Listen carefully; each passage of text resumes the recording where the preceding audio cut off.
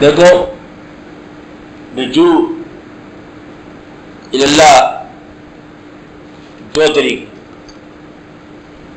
ایک طریقہ یہ ہے کہ یہ عمل ہے، رجوع اللہ کوئی عمل ہے، کوئی واقعہ ہے، کوئی کوشش ہے. اور ایک ہے دوسرا طریقہ کہ رجوع اللہ کچھ نتیجہ ہے کسی اور عمل کا. دونوں طریقے سے صبر کیا لوگوں نے. میری بات سمجھا رہی؟ ایک تو یہ ہے کہ رجوع اللہ ان اٹ سیلف اپنے آپ میں ایک انڈیپینڈنٹ ذاتی آزاد کام ہے، اس کا نام ہے رجوع اللہ. ایک یہ ہے کہ یہ رجوع اللہ جو کہلاتا ہے یہ کسی اور کام کے نتیجے کے طور پر کہلاتا ہے. مثال، اگر نیکی جو ہم کہتے ہیں نیکی، فی الحال نیکی کی بات سمجھیں، اگر بدی کے مواقع میں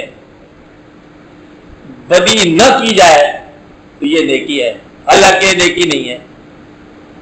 پھر بدی نہیں کی ہے نا، بدی نہ کرنا تو نیکی ہے نا، لیکن یہ نیکی تو نہیں ہے تو کچھ بھی نہیں ہے. آپ کو بات سمجھ آئی؟ نیکی کیا ہوتی ہے؟ نیکی تو کوئی پازیٹیو عمل ہے، یہ نیگیٹو سے بچا ہے. جو نیگیٹو سے بچتا ہے یہ بھی ایک نیکی ہے، لیکن یہ پازیٹیو نہیں ہے. آپ کو بات سمجھ آ رہی ہے؟ رجوع اللہ کا مطلب یہ ہے کہ رجوع دنیا کام کر دیا جائے، خود بخود انڈیپینڈنٹلی رجوع اللہ ہو جائے گا.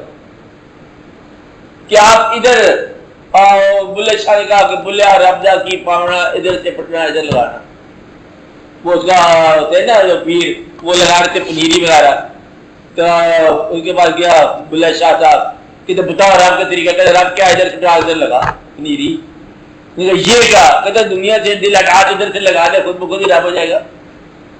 دیکھو رب کو آپ کی کمال کی بات ہے. اللہ کو کبھی آپ کو یہ بات سمجھ آ گئی تو پھر آپ کو بہت جلدی سمجھ آنی چاہیے.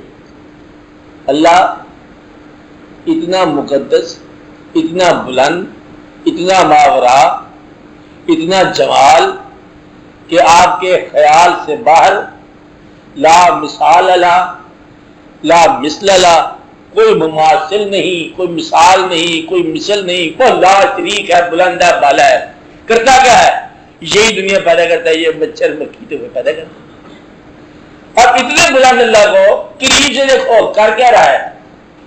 یہ دنیا جو بنی ہوئی نظر آ رہی ہے یہ اللہ کی ایک بنائی ہوئی چیز ہے.